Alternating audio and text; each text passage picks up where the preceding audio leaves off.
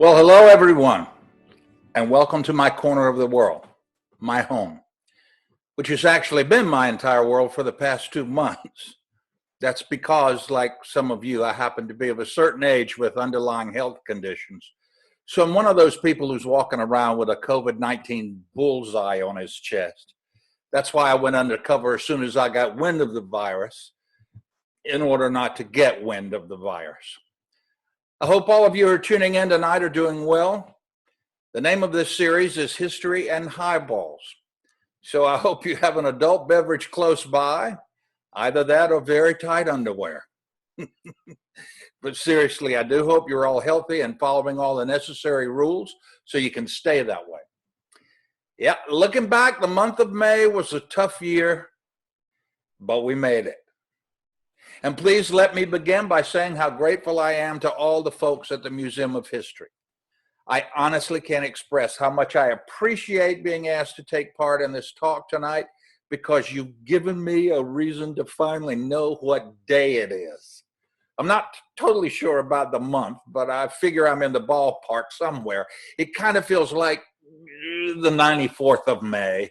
But the thing is, I do know for a fact that it is Monday, so I washed a load of pajamas just so I'd have clean work clothes for the week. Yeah, remember when some of you used to say you wish the weekend would last forever? Well, I got 2 words for you. You happy now? Last year, it was stay away from negative people. This year, it's stay away from positive people. It's all just a little confusing. It's pretty wild, too, when you think about it, how we used to not give a thought to eating birthday cake after someone had just blown air from their mouth onto it. And in retrospect, looking back to the year 2015, not one of you got the answer right to the question, where do you see yourself 5 years from now? I mean, I've eaten 11 times and I've taken 5 naps, and it's still today. Of course, you think it's bad now? In 20 years, our country is going to be run by people homeschooled by day drinkers. One thing's for sure, we're never going to be able to forget the year 2020. What a year to look back on, huh? So far, 2020 is like looking both ways before crossing the street and then getting hit by the International Space Station that just fell right out of the sky. I mean, think about it. The year started out looking like a beautiful cake, you know? But it turns out it was really that chocolate pie from The Help. And it's going on forever. 2020 is the gift that just keeps on giving. I never thought the comment, I wouldn't touch him with a 10-foot pole, would become national polity, but here we are. It begs the question, has anybody tried giving 2020 a Snickers bar? Maybe it would help, I don't know. And just when you think you've seen it all, 2020 is like that guy on the television commercial who keeps screaming, but wait, there's still more. First, we're told that alcohol might prevent the virus. Then they tell us that research has suggested the opposite. Next, we're told that heat and humidity doesn't have any effect on the virus, only to be told later that direct sunlight might actually kill it. So I'm warning you right now, if you come across a 72-year-old man standing in a front yard, intoxicated and naked, leave me alone. I'm conducting important medical research. And speaking of warnings, please, let me remind all of you right now, if you happen to see suspicious people in your neighborhood, please don't call the police, okay? They're your neighbors in pajamas and gym clothes without makeup or hair coloring. You actually know them, so just relax and accept the fact that here we are. First day of the 3rd month of self-isolation or quarantine, whatever you need to call it. You know, my favorite part of all this is that we were forced, perhaps for the first time in our lives, to have a chance to be alone with our thoughts for a little bit of positive reflection and introspection. But most people were just like, yeah, I don't think so. I think I'll just learn how to bake bread from scratch. The truth is, we don't like being with ourselves very much. But we're all having a tough time. Everybody certainly realizes that. I mean, I can't wait to hear the words, would you like to start a tab? And of course, I know by the time that we can all have drinks in a bar again, Captain Morgan is going to be an admiral. But I have to admit, I am a little concerned. I mean, I really don't know how I honestly feel about pubs and bars reopening, because the drinks they're going to be serving are going to be seriously weak compared to the rocket fuel I've been pouring here at home. People in bars are going to be like, there's no liquor in this. But just remember, it's not going to last forever. One day, they're going to blow a whistle and it's going to be like, okay, everybody back in the pool. And that's going to be a very happy day. Which reminds me, during the Middle Ages, they celebrated the end of the plague with wine and orgies. So I'm just wondering if anybody knows of any plans for something like that in Raleigh when this one ends. Well, I'm just asking for a friend. But here's the deal. While it is going on, can everybody please just follow the government's instructions so we can knock out this coronavirus and be done with it? Because I got to tell you, I'm starting to feel like a kindergartner who keeps losing more recess time because one or two kids can't follow directions. Seriously. I mean, trying to understand the behavior of some people right now is like trying to smell the color 9. And these people going crazy over Lysol? I mean, really? They're the same people who've had spaghetti sauce stuck to the roof of their microwave since 1996. Oh, and the people who like to parade around downtown Raleigh with guns, can somebody tell me what that's all about? Because I'll tell you this. When this pandemic is over, I don't want to see one of them answering those Facebook memes claiming they could live in a cabin alone for a full year for $1 million. Are you kidding me? They literally couldn't stay in their homes for 5 days to save the lives of their grandmothers. One of them was interviewed on television the other night, and he said, does anybody know if we can start taking showers yet, or should we just keep on washing our hands? All I have to say is, where is Morgan Freeman when we need him? As he really should be narrating all this because the world has turned upside down. Old folks are the ones sneaking out of the house now, and their kids are the ones telling them to stay at home. 2 days ago, I'm thinking, hey, it's the weekend. I think I'll get all dressed up and go to the kitchen. Last week, I put liquor bottles in every room of our home and went bar hopping. Day 30 of self-isolation, and my dog started looking at me like, see, this is why I chew the furniture. But when you really think about it, the quarantine has actually turned all of us into dogs. I mean, we roam the house all day looking for food. We're told no if we get too close to strangers. And we get really excited about car rides. I'm finally beginning to understand why pets try to run out of the house when the door opens. On the bright side, though, at least we don't have to hear about other people's weekends anymore. And home isolation. Oh, it was okay in the beginning because it was just you, the sofa, and Netflix, you know? The problem is that it dragged on just a little too long. You know how it is. You're there. One day you're flying really high and cleaning the baseboards with a Q-tip, and the next day you're drinking tequila out of the bottle and gazing out your window watching squirrels mate in a tree. There's really no in between. We've gone from running around outside visiting our friends to getting overly excited about a new crock pot recipe. It's gotten so bad, I'm starting to miss people I don't even like. I ask Alexa, what's the weather in Raleigh going to be today? And she says, why do you want to know? You ain't going anywhere. And she's right. I was so bored several days ago, I even called Jake from State Farm just to talk to somebody. And you know how bored Jake was? He asked me what I was wearing. Oh, and all those romance novels written during COVID-19, oh boy, they're going to be like, as she slowly slipped her surgical mask down from her face and removed her quarantine gloves.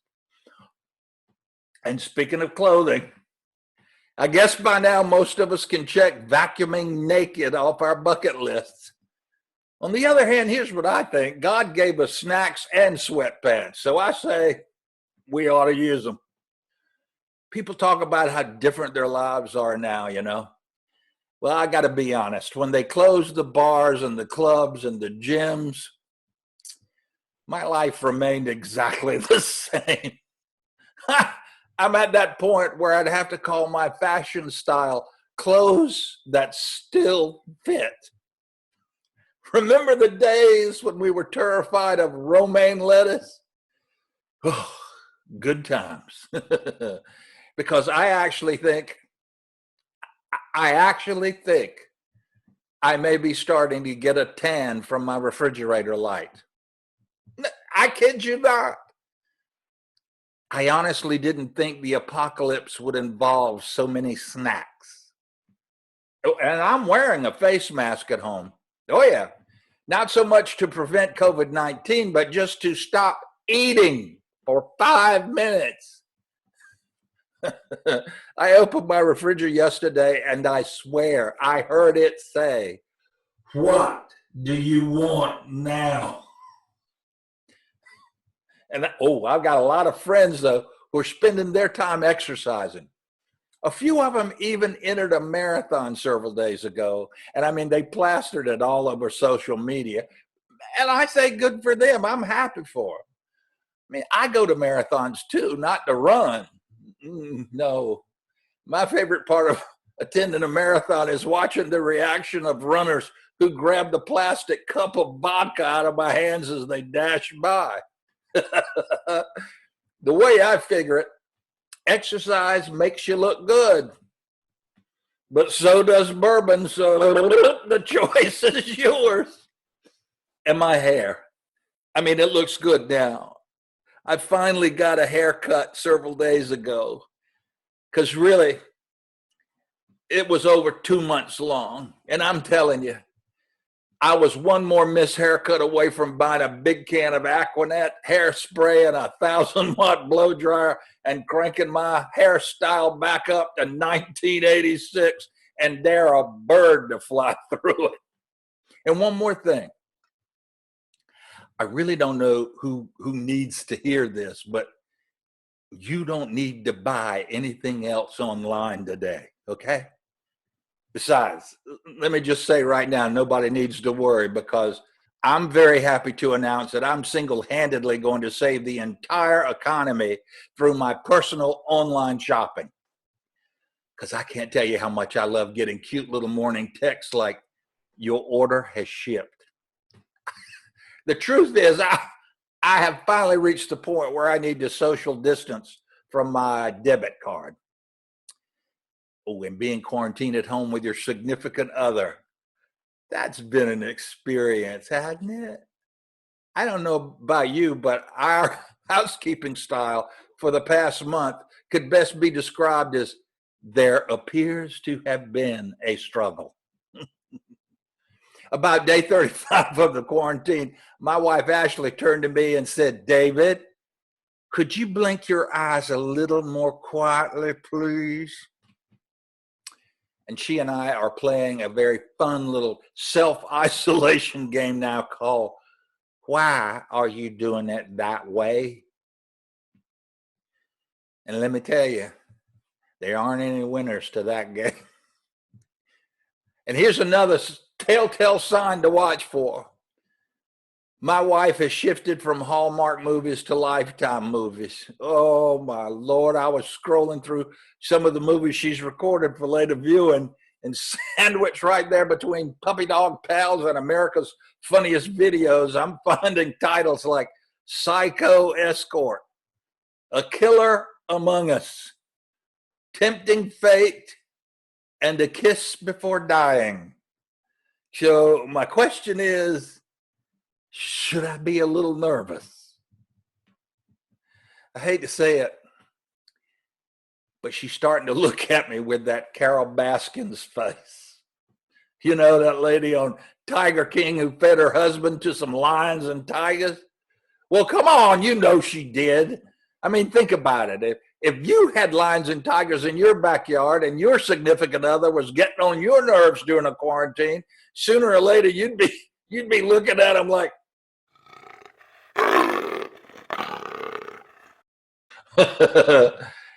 but I have managed to find one bright spot, and I pass this along to you for what it's worth. I sat our 7-year-old son down the other night and explained to him that Elf on the Shelf didn't survive the pandemic. I call that using my time wisely. Of course, he got back at me. He asked if he had to stay with his own family for the second phase of the quarantine, or could he be relocated? The way I look at it now, you can either have a nice day or you can help your child with their homeschooling. You cannot have both. I just hope they give us a 2-week notice before sending us back out there into the world, because I think we all need time to become ourselves again, you know? And by ourselves, I mean lose 10 pounds, cut our hair, and get used to not drinking at 9 a.m. And I'm also going to need to know what meeting I should attend first, Weight Watchers or Alcoholics Anonymous.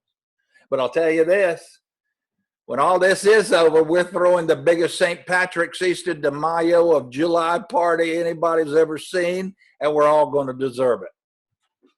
Knowing me, though, when all this quarantine and self-isolation is over, I'm just going to be looking forward to a nice, quiet night at home. Now, my talk tonight was entitled The Ruminations of a Pandemic Somnambulist for a reason.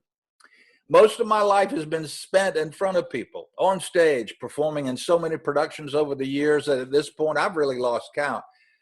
So time away from the spotlight, not being continually in front of people, has actually been sort of a blessing for me. Of course, too much of anything can cause it to eventually lose its luster, but so far that honestly hasn't happened. Because for me, this self-isolation has actually been a very creative time. One of the reasons for this is that I've always been blessed with a very vivid imagination. Edna St. Vincent Millay wrote that childhood is a kingdom where nobody dies. Well, my father died when I was 12 years old, so in a very real way, my childhood did come to an end. And to somehow counter that incredible loss, I created my own imaginary world of make-believe, a world into which I could often retreat and feel somehow safe and secure. And I suppose the truth is I've carried that world with me through all the years since. And it's still a comforting place to visit, the world of imagination, most particularly when I'm in need of a little spiritual restoration. The truth is I'm allowed to retreat into that world every day, because that world is called theater. And it's the one place in the universe where I can claim a few square feet as my very own. But I also hasten to add the words of Charlotte Bronte, who warned that the person who possesses the creative gift owns something of which he is not always master. And that is very true. I say this because I've been spending my days and nights of self-isolation working on my second novel. It's about the second coming of Christ, and in the book, he appears as a 13-year-old boy who's been cloned from the isolated DNA taken from the Shroud of Turin and the Sudarium of Oviedo. So how's that for a cute little project? But I'll tell you, it's infused every fiber of my being. I go to sleep around midnight and I'm awake by 4 a.m, sitting at my computer, seeing where my imagination is going to lead me. And I'm soaking up everything I can about the Vatican and the papacy, because one of the characters in the book becomes a new pope. And I'm learning about cloning because 2 of the characters in the book are genetic researchers who isolate the DNA from the 2 holy relics. I'm studying the life of Christ and rereading certain books of the Bible, as well as the Gnostic Gospels. I am a starving man sitting down to a banquet and hardly knowing where to satiate my hunger. But I'm always trying to use the talents God gave me in order to fill my days with creative energy. And when I'm not working on my novel, I'm spending quality time with my wonderful wife and my 7-year-old son. And just in case you don't already know, I'm a 72-year-old man with a 7-year-old son. So there's no question as to what I'm doing with the rest of my day when I'm not writing. But you know what we are doing? We're creating some of the best memories we've ever made together. Well, I mean, it was either that or totally unorganized chaos. But we've shared the joys of homeschooling, building forts in the living room, watching Disney Plus, arts and crafts, and we've just welcomed an 8-week-old beagle puppy into our lives who's resting right under the table now. Her name's Freckles. I bring all of this up as a way of saying that we made a choice at the beginning of the quarantine and self-isolation. Now, whether it was a conscious choice is up for debate, but the choice was made nonetheless. The Wood family decided to make this time together something we could look back on with a fondness that would finally outweigh the heaviness of what's taking place in our own city as well as the rest of the world. And the happiness we've found as a family has helped shape our view of that world into one of hope and positivity. And I have to say, that's made all the difference. And we've been resting too, and that's been important. We all need a chance to restore ourselves, now perhaps more than ever. Here's an interesting fact. Did you know that in bullfighting, a bull may stake out a particular spot in the bull ring where he retreats to before his next charge? This spot, designated by nothing more than the bull's preference for it, is called a querencia. That certain spot in the bull ring he always returns to, where he feels strong and safe. We all need a querencia of our very own. It can be a physical place or simply somewhere inside ourselves, a place we can go to restore our hearts and our souls. And it can be as simple as a cup of coffee on your front porch in the morning, reading a good book, listening to a favorite piece of music, because these things nourish our souls. They're our querencias. You know, Br'er Rabbit called it a laughing place, and that's as good a definition as any. It's where we go to rekindle a necessary sense of equilibrium, to rediscover a sense of joy, and to reclaim the ability to laugh again. Now, I'll be the first to admit that it's sometimes almost impossible to find anything to laugh at these days. That's why I began my talk tonight with every corny pandemic joke I could come up with. Veronica Roth said, "Sometimes crying or laughing are the only options left, and laughing feels better now." And I believe laughter has always been a tonic for souls in pain, and laughter generally begins with a smile, and a smile generally begins with the heart and soul adjusting themselves to a lightness of spirit. It's all interconnected. Every night before I go to bed, I like to reflect on the day, and I inevitably ask myself a question. Did you laugh at something today? And perhaps more importantly, did you laugh with somebody today? This laughing alone is cleansing, but laughing with someone is healing. Laughter is a declaration we can all make that affirms the fact that life is still worth living. Laughter is also a poison to fear. Giving yourself the freedom to laugh is to give yourself permission to be. You know, I love what J.D. Salinger said about his laughter. "I have one of those very loud, stupid laughs," he said. "I mean, if I ever sat behind myself in a movie or something, I'd probably lean over and tell myself to please shut up." Say hello to Freckles. Years ago, when I got the idea to do an original adaptation of A Christmas Carol, I knew from the outset that I wanted it to be a musical comedy. The idea, of course, was a bit of a challenge because there's not a great deal of laughter in the book. I mean, Charles Dickens, in fact, labeled it a ghost story. And Dickens described Scrooge as being a squeezing, wrenching, grasping, scraping, clutching, covetous old sinner. How's that for credits in a bio, huh? I don't know too many people who, after reading those adjectives, would jump at the chance to say, "Hey, boy, that's me." He's not someone you want to identify with. I mean, you got to face it. Ebenezer Scrooge was social distancing before it was ever popular. The secret I felt in creating an accessible stage version of the story was to allow people to laugh with Scrooge. And notice, I said laugh with Scrooge. That's the real key.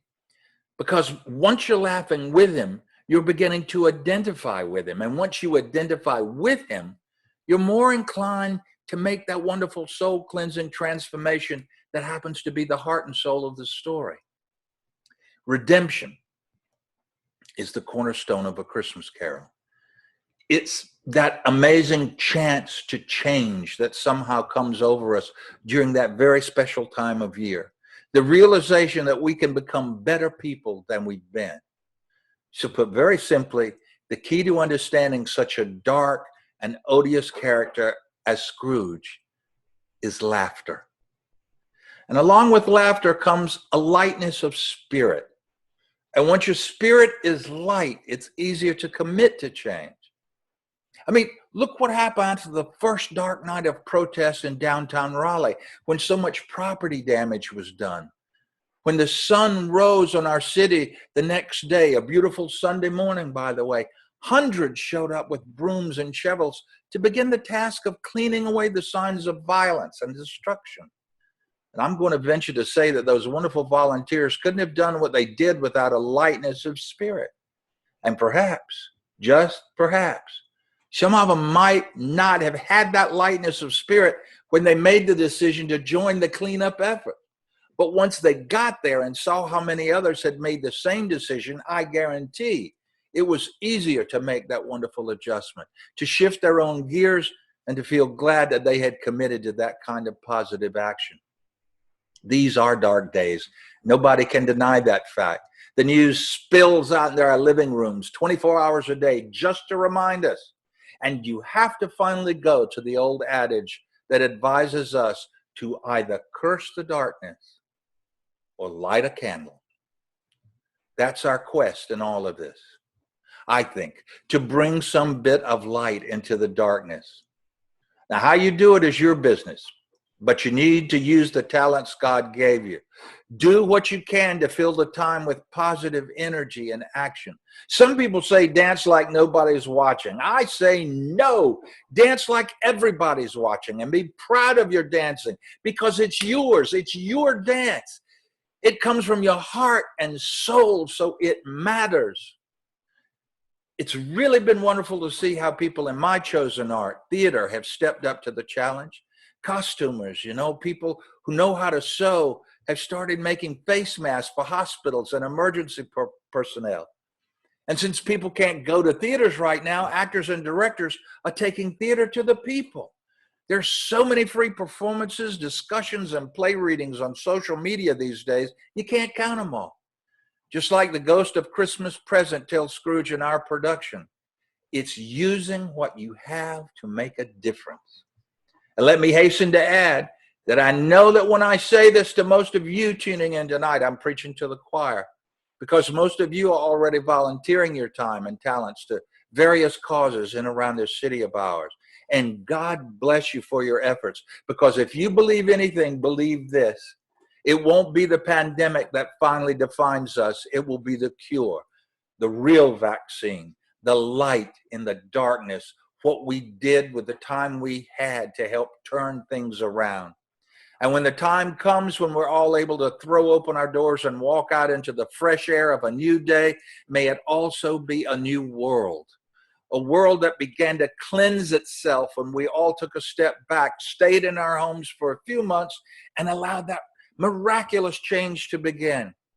Because the hole in the ozone layer has actually shrunk. Pollution and greenhouse gas emissions have fallen across continents.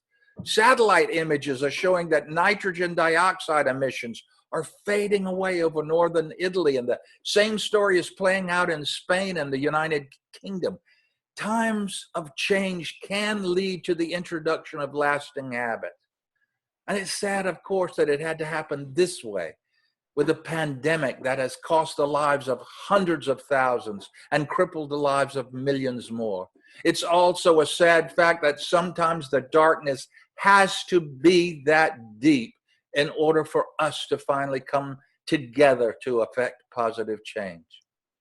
COVID-19 has taken a grim global toll on lives, health services, jobs, and mental health. But if anything, it has also shown the difference that communities can make when they look out for each other. And that's one lesson that could be invaluable in dealing with the world we'll inhabit when all of this is behind us. Here's something else I read the other day, and boy, did it make me think. According to quantum physics, a particle vibrating due to your sound when you speak can affect a molecule inside a star at the edge of the universe instantly. I'm going to repeat that. According to quantum physics, a particle vibrating due to your sound when you speak can affect a molecule inside a star at the edge of the universe instantly. It's a phenomenon known as quantum entanglement. In other words, the greatest illusion of this universe is the illusion of separation. If you've heard it once, you've heard it 100 times. We're all in this together. So occasionally get out your wrinkled copy of the Desiderata and read it again, because there's some very good advice there. Go placidly amid the noise and haste, and remember what peace there may be in silence. Nurture strength of spirit to shield you in sudden misfortune, but do not distress yourself with dark imaginings. Many fears are born of fatigue and loneliness. Beyond a wholesome discipline, be gentle with yourself. You are a child of the universe no less than the trees and the stars. You have a right to be here. And whether or not it is clear to you, no doubt the universe is unfolding as it should. Therefore, be at peace with God, whatever you conceive him to be. And whatever your labors and aspirations in the noisy confusion of life, keep peace in your soul. With all its sham, drudgery, and broken dreams, it is still a beautiful world. Be cheerful. Strive to be happy. Thank you so much for the gift of your time tonight. It's been an honor to share these few minutes with you.